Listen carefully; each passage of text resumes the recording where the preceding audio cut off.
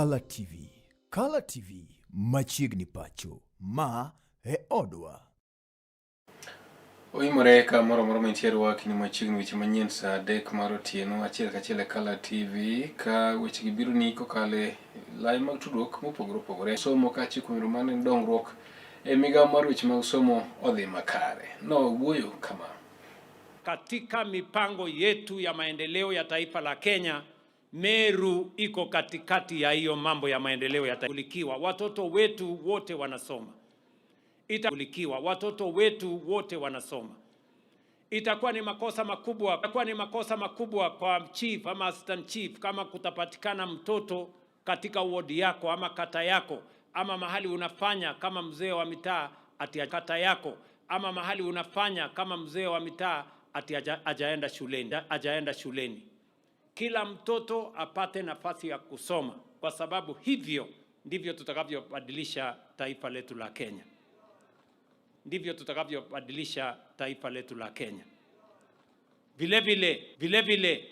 katika maneno ya maendeleo ya mabarabara nimeongea na hao wabunge. Ginbene nyaka gimakre ka achiel kotel go mag skunde mane ne jopuonjre go obedo kod luor mowinjore. Mage no wacho kuteno kod ka wach mag timbe go mag njore ma jopuonjre mopogore opogore osebedo ka koro timo e skunde go mago ma pacho ka ni kamtimo weng mag skunde kod ketho mwandu mabura mosenene pacho ka kar kama jatend piny wacho to nokwa jopuonjre go mondo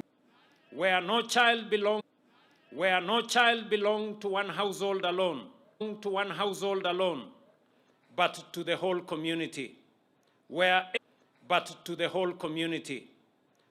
every elder was a guardian and every child a shared responsibility. That wisdom has never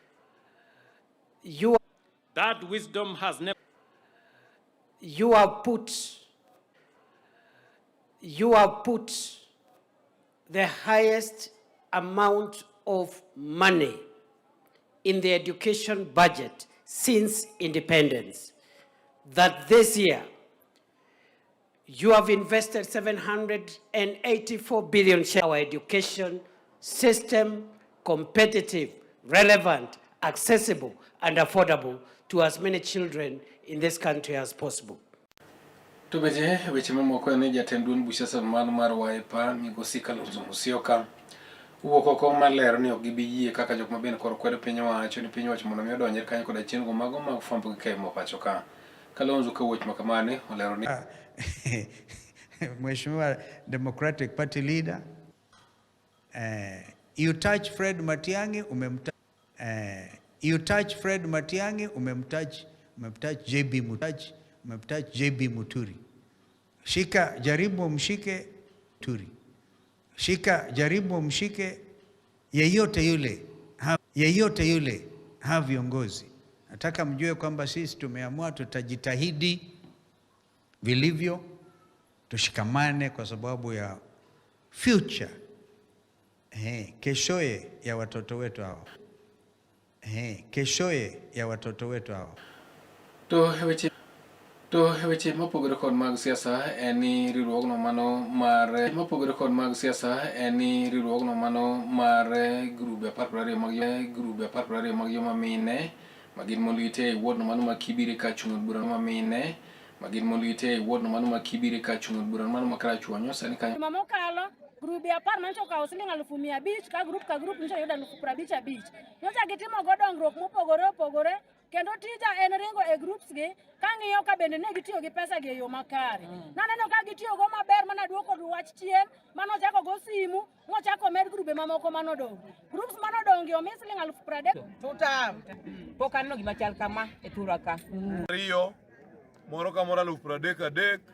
mondo gidhi konyo nitie jo grube mag jopur, nitie ma jo ohala mawaro kothe to uso gi sani kama wuok grube 12 ma Kibiri ward nigi gima gidhi timo gi 30,000 moyuorgigo koa from national government through Raymond Omolo. Machielo juma mokalo bende the same nosetimne grube 10 nomiya 55,000 kendo jokome mag grube 10 goyanika magitemo magipimo ne sirikal dongruok magisetimo through e kinde mokalo wuodo nogo Marista Sembo Nyasi mabino bagi Gunda Road Primary School ne ni jotelo no kwayo tiyo makanyakla kindgi ka bende jopiny ojiwo mondo mi gimakre kanyakla achiel en ni chenro mag dongruok koda telo no makare obiro ochopni kar kamano Otiende Amollo to ne ok onyiso wacho na got ne Ruto kadaku kwerowi wacho na got ne Ruto kadaku kwerowi agi gombaka haleluya Gunda Road kae e kama nwabire gi japuonjo pige kendo asebiro kama ng'eny to bende sama mago timre sub county mano mar Rieda en kwayo makende koro gol ne josiasa gweng' mago mag Nyakach mondo mi yotim siasa mano mar osiep kendo kik sigu bede kindgi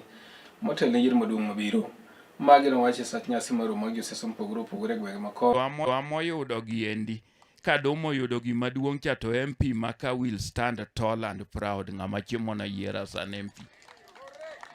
kayudo gima ni Kisumo cha to joma dwaro MCA gi ubro neno kata ka sochi gi olokore kwayude and everybody else will be happy. Nairobi Nyakach kakidhi e gavana ginewena kenda pok aneno moro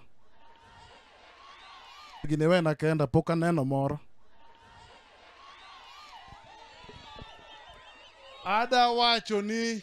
ng'iya nikech ane Secretary General mar ODM Kisumu County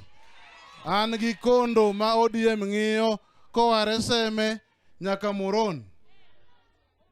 wang'iyo gima Branero mano migosi Joanna Atela notiyo kod thuolo maket kod maendi e wuoyo kod jolut ombulu e sub county Nero ni gigo kogno jotelo mopogore opogore ma bende gisani koro osedhi e nyimgi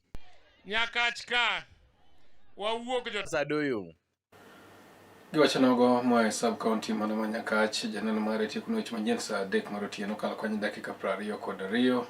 pandi weche mamoko nyalo medo luwogi e laigo mag tudruok mana kaka nanyisi Facebook man Kala TV Live, X @Kala TV to kod YouTube man Kala TV ka bende nyalo gi achiel kuom pang ma nyalo neno gi weche gi mamoko orito masani ka jaloko marwa ne en Bella Chieng ka jasomo to ne en Rogers Odhiambo.